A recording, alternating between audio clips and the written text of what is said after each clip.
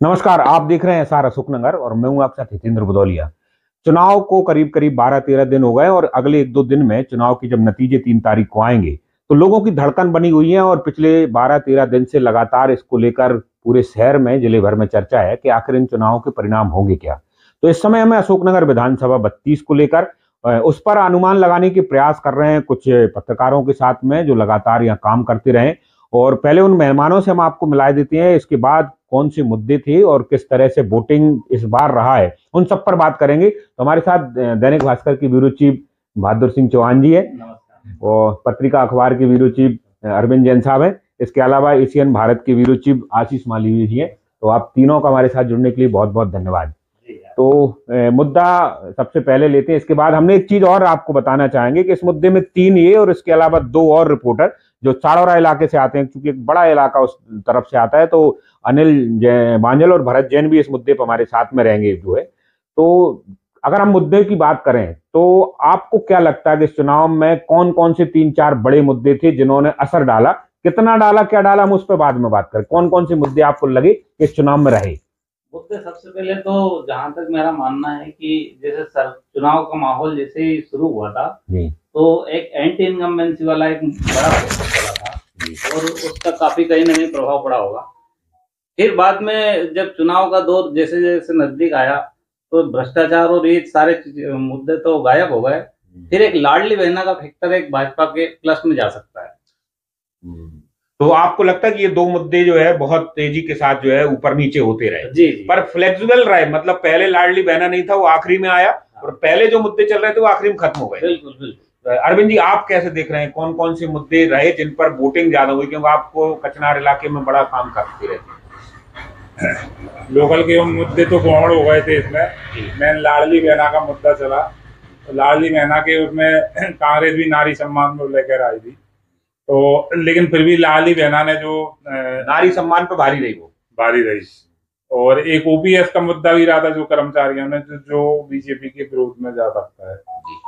तो आशीष जी, 2-3-4 मुद्दे हो गए अगर इनके हिसाब से हम देखें तो ये मुद्दे तो हो ही गए, जिसमें ओपीएस हो गया, लाडली बहना हो गया, एंटी इनकम्बेंसी भी हो गई। इसके अलावा भी कुछ ऐसी चीजें थी जिन्होंने चुनाव में असर डाला, प्रभावित किया? देखिए हितेन जी, मैं आपको बताऊं कि चुनाव जब शुरुआती दौर में था तो हम लोग जब मीडिया में वर्क कर रहे थे तो हमने खास चीज देखी थी। तमाम जितने प्रत्याशी थी या फिर जो चुनाव लड़ने के इच्छुक लोग थे वो सभी एक ही बात कर रहे थे कि विकास के मुद्दे पे चुनाव होगा। लेकिन जैसे जैसे चुनाव आगे बढ़ा, विकास का मुद्दा पूरी तरीके से गौड़ होता चला गया और पूरा का पूरा जो हमने मुद्दा देखा हमारी अशोकनगर विधानसभा में, पूरा का पूरा चुनाव धर्म के मुद्दे पर आके टिक गया। यहाँ पर हम देखें कि एक तो यहाँ पर जो स्थानीय जो ईस्ट है लोगों के, तारवाले बालाजी मंदिर है, उनके नाम पर चुनाव लड़ा गया। दूसरा, बागेश्वर धाम की कथा बीच में आई।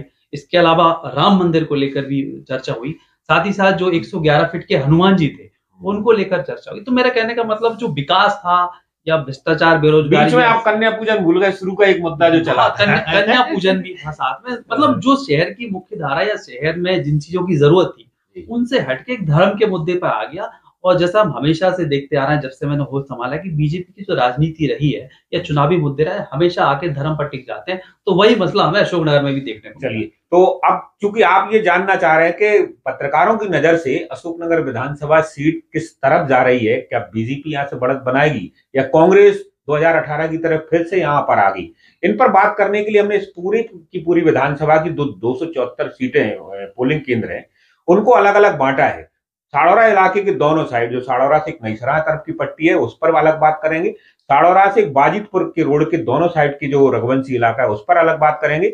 आशीष जी, शहर के आसपास का जो ग्रामीण इलाका है उस पर बहुत लंबे समय से काम कर रहे हैं, उन पर बात करेंगे। अरविंद जी लगातार लंबे समय से राजपुर कचनार बेल्ट में खुद भी सक्रिय रहे, पॉलिटिकल इन्फ्लुएंस भी रखते हैं उन पर उस इलाके में। इसके अलावा चौहान साहब ने शहर पर काम किया है, तो कौन यहाँ से अलग अलग पॉकेट से बढ़ रहा है उस पर तो हम बात करेंगे।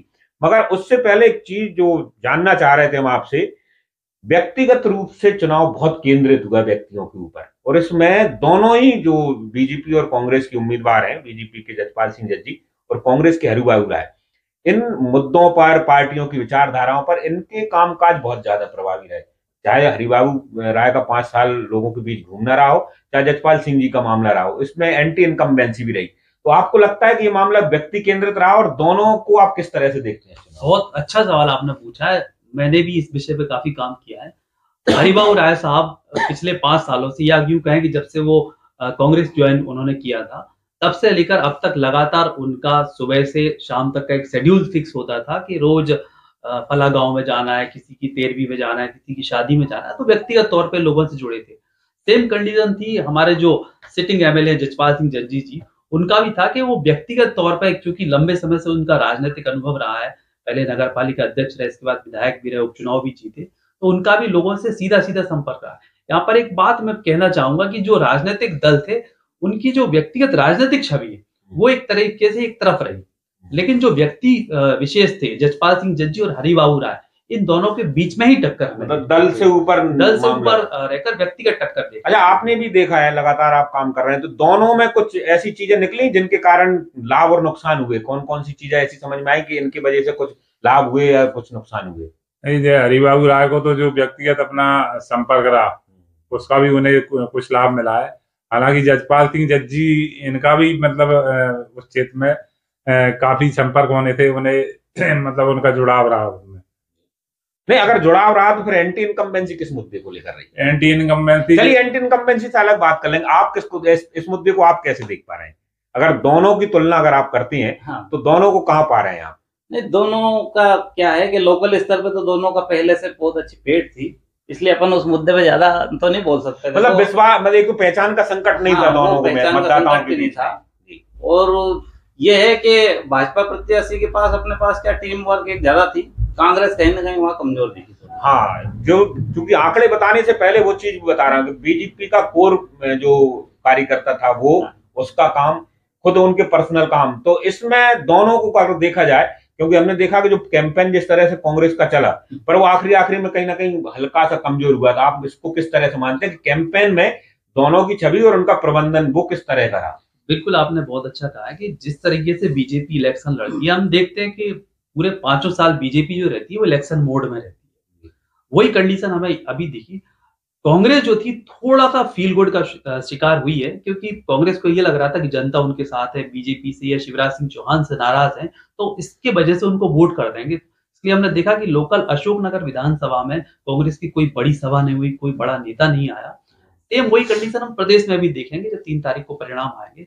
कांग्रेस अगर पूरी ताकत के साथ या पूरे अपनी जो उनके स्टार प्रचारक हैं उनको अगर पूरे चुनावी मैदान में उतारती, तो शायद बहुत अच्छे और परिणाम उनको देखने को मिल सकते थे। लेकिन अगर अशोकनगर की बात करें तो परिणाम जो भी हो, लेकिन जितनी ताकत से उनको लड़ना चाहिए था, उनकी जो शीर्ष नेतृत्व है या प्रदेश नेतृत्व है, उनको यहाँ पर थोड़ा सा दखल देना चाहिए था, उसमें कहीं ना कहीं कमी देखी। अरविंद जी, आप भी मानते हैं कि चुनाव प्रबंधन के मामले में दोनों को अगर तुलना करेंगे तो कैसी रहेंगी? चुनाव में प्रबंधन के मामले में तो भाजपा मजबूत रही। हालांकि भाजपा में बेतरगात भी ज्यादा हुआ है। भाजपा के जो मेन कार्यकर्ता थे वो असंतुष्ट रहे, काफी असंतुष्ट रहे और दुष्प्रचार करने में भी आगे रहे। ऐसा हमने देखा जहां भी पोलिंग पे गए। तो ये एक बड़ा फैक्टर है, क्योंकि कांग्रेस के पास तो ऐसी कोई संभावना थी नहीं। बीजेपी इससे जूझती रही आखिरी तक। बीजेपी जूझती रही, कांग्रेस में था लेकिन कम था उसमें। पर कांग्रेस अपना आपको प्लस यू समझ रही थी कि भाजपा प्रत्याशी का जैसे स्वास्थ्य गड़बड़ हो गया तो वो उनको एक ज्यादा मौका मिल गया था। फिर उस समय भाजपा के जो कार्यकर्ता थे वो कहीं ना कहीं निराश लग रहे थे उस 2-3 दिन के पीरियड में। 8 दिन जो शहर से बाहर रहे प्रत्याशी। उस दौरान कांग्रेस थोड़ा ओवर कॉन्फिडेंस में भी दिखी थी थोड़ी। अच्छा, इस मामले को और एक और चीज, चूंकि चौहान साहब ने बड़ा मुद्दा उठा दिया, अगर इसको हम ये देखें कि जो 8 दिन का काम रहा और उस बीच में उनको हार्ट अटैक का मामला है, तो बहुत सारी जगह हमने देखा कि लोग इस पर विश्वास नहीं करना चाह रहे थे, उसको जो है एक स्टंट मान रहे थे, उसको एक ढोंग मान रहे थे, मगर उनकी उस चीज पर लोग जो है विश्वास नहीं कर रहे। कुछ लोग बहुत ईमानदारी से उसको समझ भी रहे थे, उसके प्रति सहानुभूति थी। तो इस मुद्दे ने सहानुभूति दी या लोगों को इस पर विश्वास नहीं हुआ, या ये जो 1 हफ्ते गए उससे नुकसान हुआ? देखिए, मैं इस चीज को 3 हिस्सों में बांटना चाहता हूँ, या मैं बांटता हूँ। एक चीज होती है चश्मे का खेल होता है, हम जिस रंग का चश्मा पहन लेते हैं हमें उस तरह की चीज नजर आती है। दूसरा ये होता है कि हमें नहीं मानना है कि मतलब जब अपोजिशन पार्टी वाला व्यक्ति हो या जिससे हमें थोड़ा सा विरोध हो, तो हम ये मान के चलते हैं कि वो जो कुछ कर रहा है गलत ही कर रहा है, जैसा राजनीति में हम देखते हैं।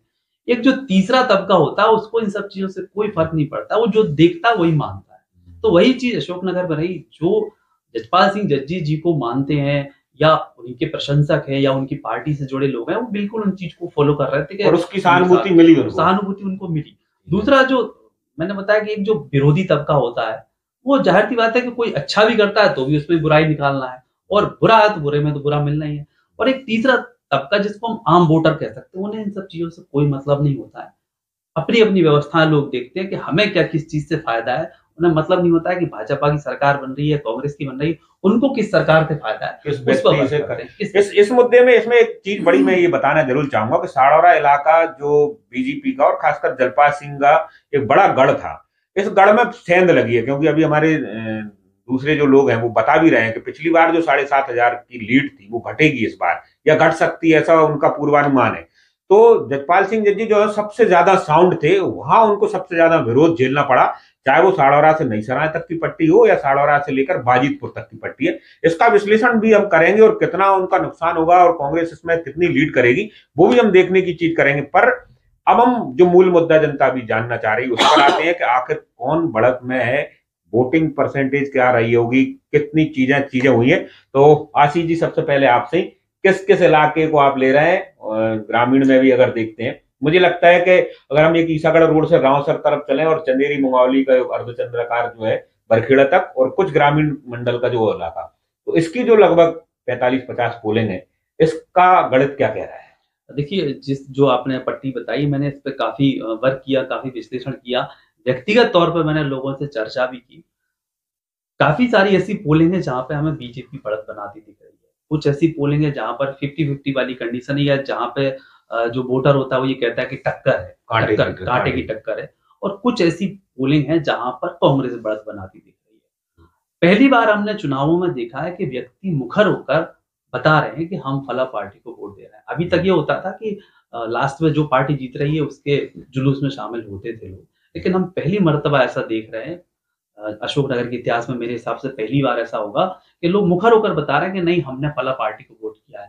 जो जसपाल सिंह जज्जी या भाजपा के समर्थक हैं, वो खुलकर सोशल मीडिया खोलकर देख लीजिए, कई लोगों ने अपने वोट डालते हुए भी फोटो लेके डाले हैं। जो मगर मैं यहाँ टोकना चाहता हूँ, ये लोकतंत्र में कतई अच्छा नहीं है, और आपकी जानकारी के लिए बता दूं कि ये मामला पूरी तरह से एक आपराधिक कृत्य है, और अगर आपने ऐसा कुछ किया है तो आपके ऊपर एफआईआर दर्ज हो सकती है। बिल्कुल, वीवीपैट, बिल्कुल, मैं भी इसी बात को आगे बढ़ाता है। जिन लोगों ने फोटो डाली है वो या तो उनको डिलीट कर देना चाहिए, और जाहिर सी बात है कि वो आपराधिक कृत्य है, ऐसा नहीं करना चाहिए। अगर आपके हिसाब से देखें तो इन सीटों पर या इन पूरे इलाकों में जो आप देख रहे हैं, कितनी बढ़त देख पा रहे हैं, किसकी देख रहे हैं? देखिए, ये एक ऐसा बेल्ट है जिसपे राजनीतिक दलों की बहुत ज्यादा नजर नहीं रहती है।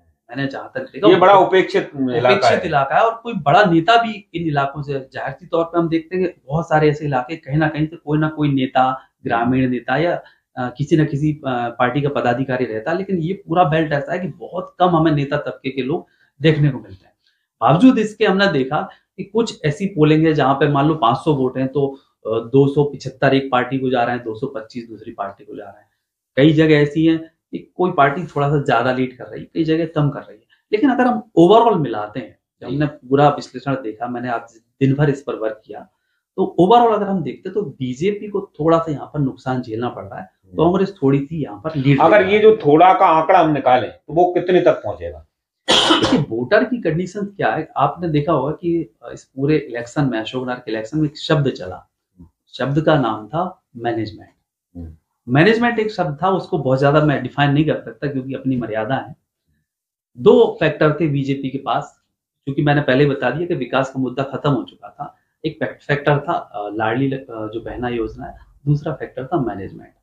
अब लाडली बहना योजना जो है वो कितना इफेक्ट करती है, क्योंकि महिलाओं का वोटर तो बड़ा, हम सभी ने देखा कि महिला वोटर ने बहुत ज्यादा भागीदारी दिखाई है। लेकिन अब वोटर वो वोट किसकी पक्ष में गया हम ये नहीं कह सकते, क्योंकि कई सारे लोग ऐसे होते हैं, जैसे जब काउंटिंग होगी तो सबसे पहले जो होती है बैलेट पेपर की काउंटिंग होती है, और हम लोग ऐसा देख रहे हैं कि ओपीएस का मुद्दा चला तो उसमें तो वो तो क्लियर है कि वो कांग्रेस के पक्ष में जाएगा। इसमें एक फैक्टर ये है, जैसे 1000 कर्मचारी है प्रति व्यक्ति, हम बात करें तो एक कर्मचारी के घर में 4 वोटर रहते हैं। हम ओपीएस पे अलग से ही बात करेंगे। अभी फिर भी जैसे अंदाज अगर लगाएंगे पिछली बार और आज की तुलना में कि यहाँ इतनी जो वोटिंग हुई है, अगर प्लस में भी हो रहे हैं तो क्या वो बहुत ज्यादा है या एक लेवल है? लगभग 15 से 20% यहाँ पर बीजेपी को नुकसान उठाना पड़ा पिछली बार की तुलना। चलिए, तो ये एक आंकड़ा निकल के आएगा। अरविंद जी, आप जिस इलाके को देख रहे थे, जो कचना और राजपुर की जो ग्रामीण पट्टी है, और पूरा बिल्कुल सुदूर इलाका है और बड़ा टिपोलॉजिकल भी देखी जाए तो अलग अलग जातियों में बटा हुआ भी है, तो इस पूरे इलाके में आपका एनालिसिस क्या कह रहा है? मैं करीब 30 पोलिंगों पे मैंने समीक्षा की और गया, तो वहां पे मुझे लगता है कि 15 पोलिंग बीजेपी प्लस रहेगी उसमें, और 10 पोलिंग है, 10 पोलिंग पे कांग्रेस प्लस रहेगी, और 5 पोलिंग ऐसी है कि जहाँ थोड़ा बहुत अंतर रह सकता है, मतलब लगभग बराबर रह सकती है। अच्छा, इसमें एक और जानना चाहेंगे, एक्चुअली में ये जब मैं साड़ौरा इलाके में कर रहा था तो ये वहां भी चीज समझ आ रही थी कि कुछ पे बीजेपी बढ़ रही है, ज्यादा पे बढ़ रही है, कांग्रेस कम पे बढ़ रही है, मगर कांग्रेस बढ़ रही है वो बहुत ज्यादा वोटों से बढ़ रही है। बीजेपी लीड तो ले रही है मगर शायद वोटों की संख्या में ऊपर नीचे है, तो क्या ये भी यहाँ भी वही ट्रेंड है क्या? हाँ, नहीं, क्या एक तरफा है वहां भी सब चीजें? नहीं, बीजेपी जो पिछली बार से जो बढ़त ली थी उतनी बजट इस बार नहीं ले पाएगी, मतलब इस आपके इलाके से जो कह रहे थे, पर इसके बाद भी लीड में, इसके बाद भी मैं ज्यादा भी जितनी पोलिंगों पर गया हूँ तो 1000 से 1500 वोट की उसमें लीड बीजेपी को मिलने की संभावना। चलिए, यहाँ कोई अलग से मुद्दे रहे कि यही लाडली बहना, ओपीएस और व्यक्तिगत छवि, ये सब चीजें? व्यक्तिगत यही मुद्दे रहे, व्यक्तिगत वाला कोई मुद्दा वैसा नहीं था। तो लाडली बहना पे हम एक्चुअली में अलग से बात करते हैं। चौहान साहब, आपका जो पॉकेट है वो सबसे महत्वपूर्ण है, अशोकनगर शहर पर सबकी नजर है और हमेशा एक माहौल बनाने का काम यही होता है जी, और शर्तें भी इस पे ज्यादा लग रही हैं जी जी। तो पूरे शहर की जो वोटिंग हुई है लगभग 45, 47, 48 हजार के आसपास, तो वो बहुत मायने रखती है जी। क्या गणित बता रहा है आपका?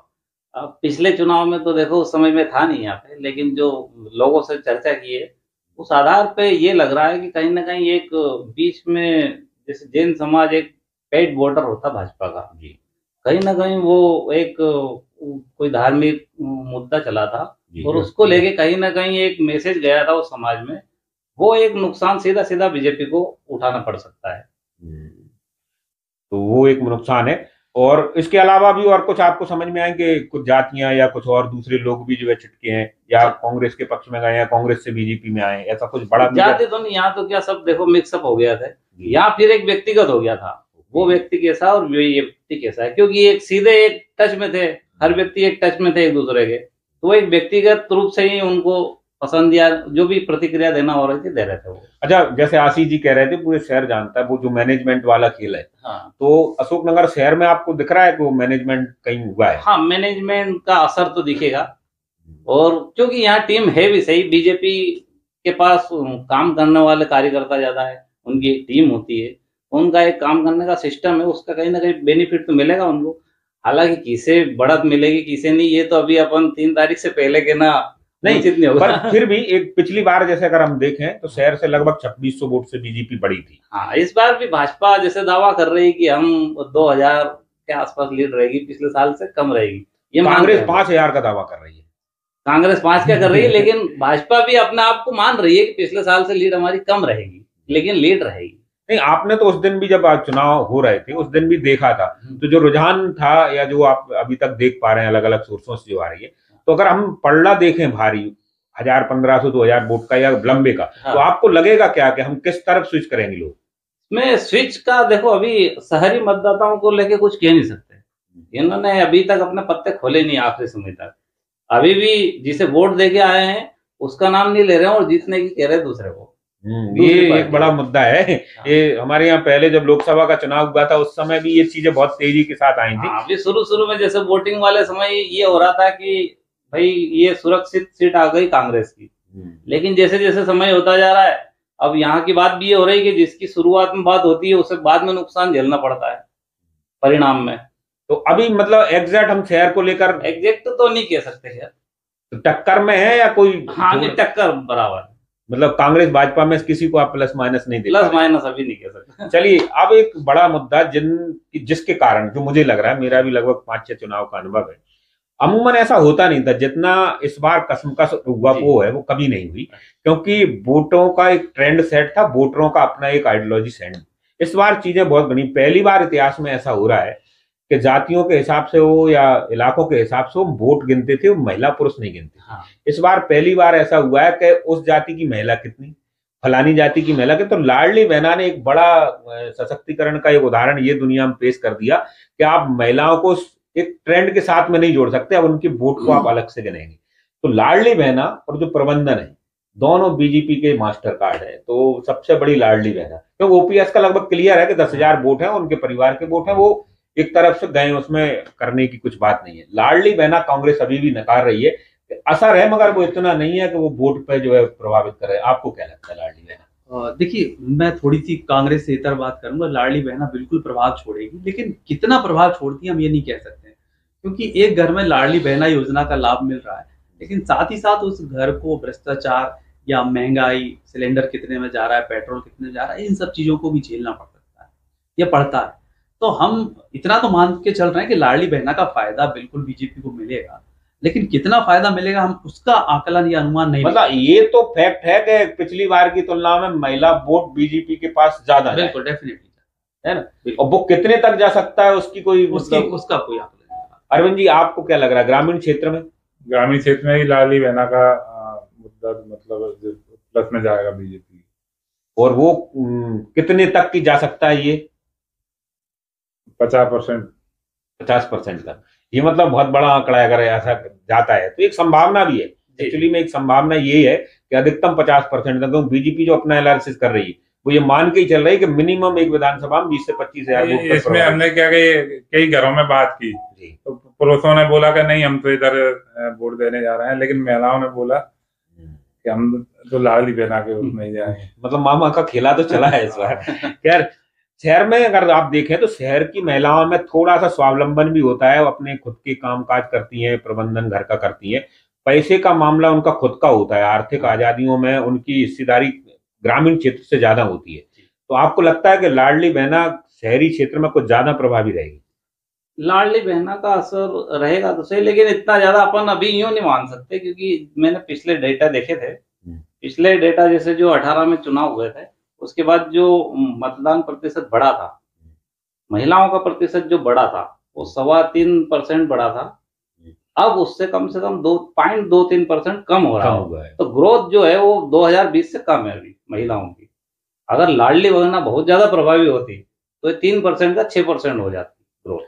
वोटिंग का मामला तो उतना ही है, क्यों नहीं, पर ओवरऑल वोटिंग की हम 2000 में देख पा रहे हैं तो 72 पॉइंट कुछ था, जो इस बार 75 पॉइंट है। नहीं तो ओवरऑल महिला दोनों का बढ़ा है। अपन उसमें महिलाओं का परसेंटेज देखें तो जो 2018 की तुलना 2020 में उपचुनाव में बढ़ा था, उससे कहीं ना कहीं अभी कम है, पर ग्रोथ है वो। पर इसके बाद भी मुद्दा तो है, मुद्दा है। अब वो कितना असर करेगा ये अभी कोई नहीं कह पा रहा है। इस पर अच्छे सोशियोलॉजिस्ट और राजनीतिक विशेषज्ञ उसमें शहरी क्षेत्र में क्या है कि बहुत सारे जैसे जो पास इलाके हैं वहां की महिलाएं वोटिंग देने भी कम ही जाती है। ये मुद्दा भी है। हाँ। अभी मैं उसका एनालिसिस कर रहा था तो त्रिलोकपुरी जो कॉलोनी है, हम जिसे पिछड़े लगाते हैं, मैंने 19 नंबर के वार्ड से जब उसकी तुलना की तो वो गिने चुने ऐसे पोलिंग केंद्र है अशोकनगर विधानसभा में जिसमें महिला मतदाताओं की संख्या ज्यादा है, उसमें से एक वो है। और वहां महिलाओं का वोटिंग परसेंट भी जो है ज्यादा हुआ है। तो कुछ जगह तो ऐसी हैं जो उम्मीद जगा रही है कि कहीं ना कहीं महिलाएं जो है ज्यादा संख्या में निकली हैं, तो ये प्लस में जा सकता है। अब दूसरा जो, क्योंकि इन्होंने उठाया था, मैं आपसे ही पूछ रहा हूं कि इसके अलावा जो जीत के लिए भाजपा का जो दूसरा हथियार है वो उनका मैनेजमेंट है। मैनेजमेंट पहले भी आपने देखा है, अभी भी देख रहे हैं, तो तुलनात्मक रूप से कितना असर करता है? मैनेजमेंट काफी असर करता है। मैनेजमेंट चुनाव के परिणामों को इधर उधर करता है। 60% असर करता है उस पर।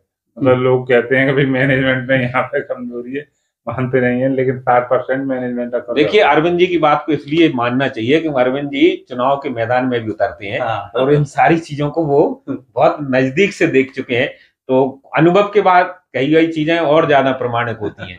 तो आपको भी लगता है कि हाँ मैनेजमेंट तो प्रभावी रहता ही है, तभी मैनेजमेंट रहता है।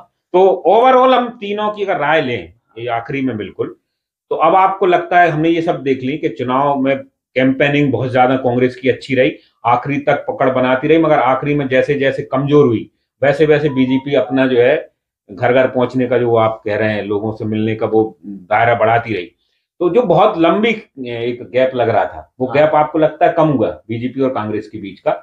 बिल्कुल गैप कम हुआ है। हमने अगर थोड़ा सा मैं पीछे जाऊं, 2020 का हमने इलेक्शन देखा था, जिस दिन चुनाव प्रचार खत्म हुआ था, शाम को 5 बजे तक ये चल रहा था कि कांग्रेस यहाँ पे लीड करने वाली है, लेकिन लास्ट में 2 दिन का जो मैनेजमेंट हुआ, उसके बाद हमने जो परिणाम देखे बिल्कुल अपोजिट थे। लेकिन इस बार की जो हम तुलना कर पिछले बार से करें, तो इस बार हमें वो वाली कंडीशन देखने को नहीं मिली जैसे पिछली बार थी। हवा बिल्कुल हम कह नहीं सकते कि किस तरफ जा रही है। तो अगर और अब जनता ये जानना चाह रही है कि आप क्योंकि बड़े पत्रकार हैं, बड़े अखबारों और चैनलों से हैं, तो वो पिछले 10-12 दिन से लगातार उम्मीद करे बैठी थी कि इस पर कुछ ओपिनियन आएगा। तो अगर हम देना चाहें तो इस सीट को किसके पक्ष में देंगे? हम चर्चा कर रहे हैं अशोकनगर विधानसभा को लेकर, और अशोकनगर विधानसभा का एक बड़ा इलाका साड़ौरा में आता है, जिसमें अर्बन एरिया साड़ौरा के अलावा भी करीब जो है टोटल मिला के 59 पोलिंग होती है। इन पर बात करने के लिए हमारे पास साड़ौरा क्षेत्र के वरिष्ठ पत्रकार अनिल वांझल जी है। अनिल जी, अगर आपकी नजर से समझे, आप लगातार पिछले लगभग 8-10 चुनाव देखते रहे और आपके आंकड़े बड़े सटीक रहते हैं, तो इस बार के चुनाव के परिणाम किस तरह के होंगे और कौन कौन सी चीजें आपको समझ में आ रही है इस समय? इस बार के चुनाव में बड़ा फेरबदल देखने में आ रहा है। 17 तारीख के बाद जो समीक्षा सामने आ रही है, बदलाव लेती हुई नजर आ रही है। जहां चुनाव का परिणाम साड़ौरा क्षेत्र के 59 पोलिंगों पर हम नेट टू नेट कह सकते हैं। पहले राउंड के बारे में बात करते हैं। मतदान के बाद जहां बात आ रही थी कि कांग्रेस लीड करती हुई नजर आ रही है, तो बाद में मतदाताओं के परिणाम और मतदाताओं की समीक्षा के बाद ये कह सकते हैं कि साड़ौरा क्षेत्र से 59 पोलों के बीच बड़ी घमासान वाली स्थिति है। ये कहना निश्चित नहीं है कि इन 59 पोलों के बीच कौन बढ़त बना सकता है, मगर ये बात निश्चित है कि इस बार जिस तरह से जनता का मूड था, मतदान के प्रति उमंग थी, वो कांग्रेस में के प्रति थोड़ा सा झुकाव जरूर देखा गया था। बदलाव की बात इस क्षेत्र में की गई थी। साड़ौरा जो एक शहरी क्षेत्र को भी माना जाता है और ग्रामीण क्षेत्र से जुड़ा हुआ क्षेत्र है, यहाँ एक प्रारंभिक दौर से चर्चा कांग्रेस के पक्ष में देखी गई, पर आखिरी दम तक भाजपा ने जिस तरह से अपनी मेहनत के दम पर साड़ौरा को एक संघर्ष के क्षेत्र में लाके खड़ा किया है, तो ये कहना मुश्किल है कि चुनाव परिणाम किसके पक्ष में जाएगा। पर यह निश्चित है कि इस बार का चुनाव परिणाम नहीं, ये जो 59 पोलिंग आप बता रहे हैं, अगर उनको हम देखें तो मड़ना खरिया 1 नंबर से चलता है और पूरा साड़ौरा तक आता है, और फिर जो मंडल होता है जिसके आसपास के गांव होते हैं, कुदौरा तरफ होते हैं, फरदाई तरफ, एक इधर पिलीघटा तरफ चला जाता है। तो इस पूरे में पोलिंग में पिछली बार अगर हम बात करें तो बीजेपी लगभग जो है 7,500 वोटों से जीती थी। तो इस बार अगर नेट टू नेट फाइट भी आप मान रहे हैं तो लगभग कितने वोटों का अंतर मान सकते हैं इस बार जो 59 पोलों की समीक्षा की और चर्चा जो क्षेत्र में आ रही है, उसमें यदि लीड वाली बात करें तो कांग्रेस को बेनिफिट होता नजर आ रहा है। उसका मुख्य उद्देश्य क्या रहा है कि साड़ौरा में एक बड़ा वातावरण बना कि विकास के मुद्दे को लेकर साड़ौरा में विकास का बड़ा मुद्दा उठा और इस मुद्दे की आवाज पूरे अंचल में गई है, और इस अंचल की जो आवाज बनी है वो साड़ौरा से बनी है। तो ये कह सकते हैं ये साड़ौरा का मन है, साड़ौरा के मस्तिष्क में जो बात है वो पूरे अंचल में बात पहुंची है। और साड़ौरा के मस्तिष्क का यदि हम विश्लेषण करें तो इस बार मतदाता ने विकास की बात करते हुए विकास की ओर अधिक ध्यान देकर अपनी मत का उपयोग किया है। मगर जिस तरह से भाजपा का संगठन साड़ौरा में नहीं, मैं इसमें ये जानना चाह रहा था, ये मुद्दे हो गए नेट टू नेट फाइट अगर आप कह रहे हैं तो नेट टू नेट फाइट में लगभग कितने का अंतर देख रहे हैं और कौन को थोड़ी सी बढ़त दे रहे हैं? मेरे विश्लेषण के आधार पर बात करूं तो साड़ौरा अंचल में कांग्रेस आंशिक रूप से लीड करती हुई नजर आ रही है, पर जिस तरह से ये विश्लेषण है इसमें कुछ बदलाव हो सकता है।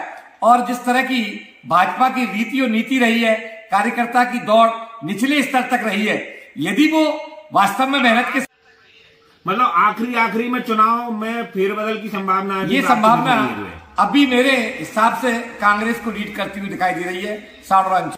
चलिए, तो आपसे फिर बात करेंगे। भरत जैन साहब भी हमारे बीच में बैठे हैं, वो भी लंबे समय से यहाँ काम करते रहे। साड़ौरा का एक और इलाका आता है जो जिसे हम बाजितपुर रोड कहते हैं, तो अमोदा से शुरू होता है और बाजितपुर तक जाता है। तो भरत जैन साहब, आपके हिसाब से अगर देखा जाए तो ये पूरे रघुवंशी पट्टी हम समझते हैं, तो इसका अगर आप आकलन कर रहे हैं तो क्या समझ में आ पा रहा है किस तरह की जो है वोटिंग हुई है और किसके पक्ष में आप देख रहे हैं, कौन लीड कर पा रहा है दोनों पार्टियों में से?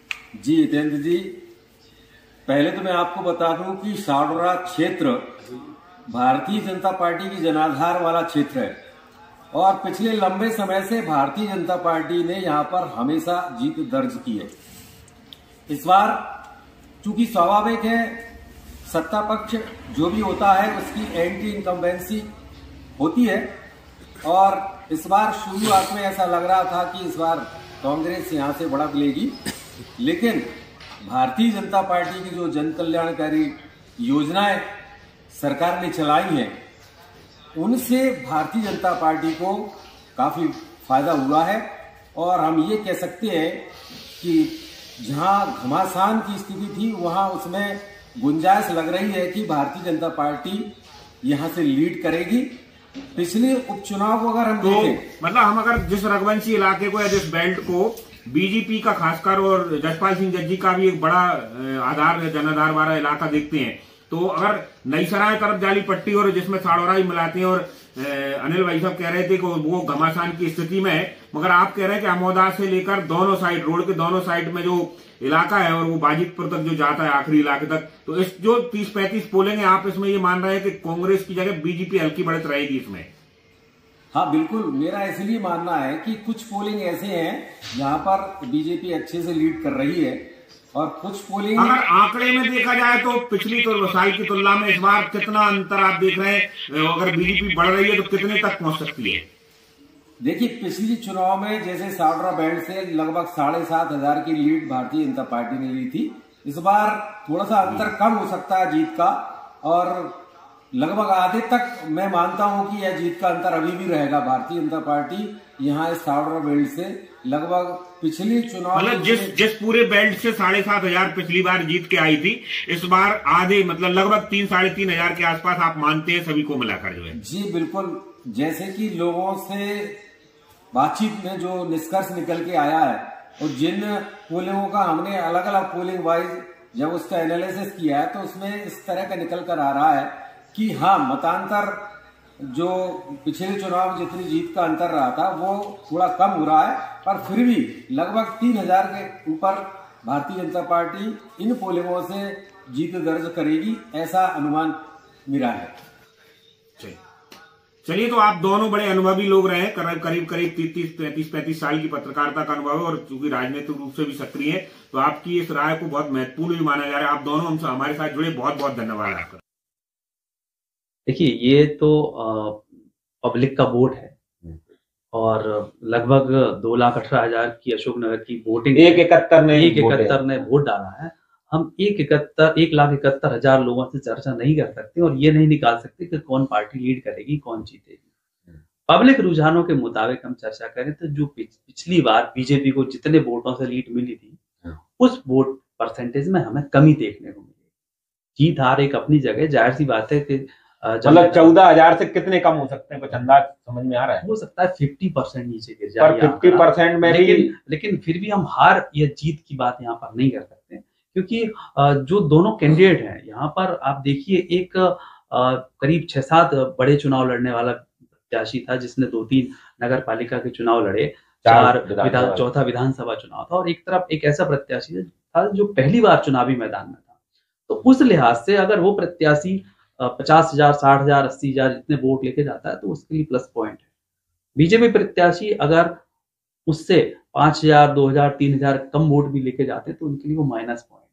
तो बहुत एक कॉम्प्लिकेटेड चीज है कि हम 1,71,000 मतदाताओं, मतलब स्पष्ट हम अभी नहीं, हम चर्चा नहीं। आपके हिसाब से पूरी ओवरऑल विधानसभा को आप किसकी बढ़त में देखते हैं?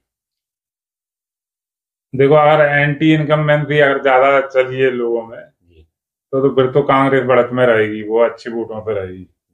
और अगर ये इनका मैनेजमेंट और लाली बहना का मुद्दा काम किया है, तो फिर ये बढ़त में तो रहेंगे, लेकिन बहुत ज्यादा बढ़त में नहीं जाएंगे। बहुत ज्यादा। साहब, मेरा मानना सर ये है कि किसी भी हालत में जितना भी होना है, नुकसान तो बीजेपी को ही होना है। जैसे पिछली बार भी ज्यादा अंतर था नहीं, 14,000 ज्यादा अंतर होता नहीं है। उसमें भी यदि नुकसान यदि होगा, अगर वो प्लस कांग्रेस में हो गया, तो फिर प्लस को एकदम, मतलब कांग्रेस को एकदम दोगुना फायदा हो जाएगा। इधर से कट के उधर जाना एकदम डबल फायदा हो जाता।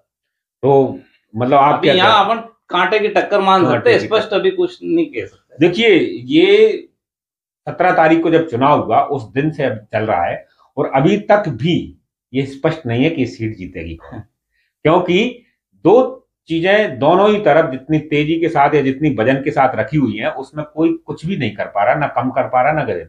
एक तो एंटी इनकम्बेंसी जो है सरकार की और व्यक्तिगत तौर पर बीजेपी प्रत्याशी को लेकर रही, दूसरी तरफ लाडली बहना और जो मैनेजमेंट शब्द जिसका उपयोग किया जा रहा है वो इतनी हाइट पे है कि उसके बारे में भी इग्नोरेंस नहीं किया जा सकता और उसका अंदाज कोई नहीं लगा पा रहा कि वो किस लेवल तक पहुंचा है। तो ऐसी परिस्थिति में अब ये दोनों चीजें जो अंदर खाने पेटियों में या मशीनों में बंद है वही तय करेंगी कि सीट पर आखिर विजय कौन होगा। मगर ये इतना सब कुछ करने के बाद जरूर समझ में आता है कि सीट पूरी तरह से फंसी हुई है और टक्कर में कोई भी जीत सकता है। आप तीनों लोग हमारे साथ जुड़े, बहुत बहुत धन्यवाद आपको। जी।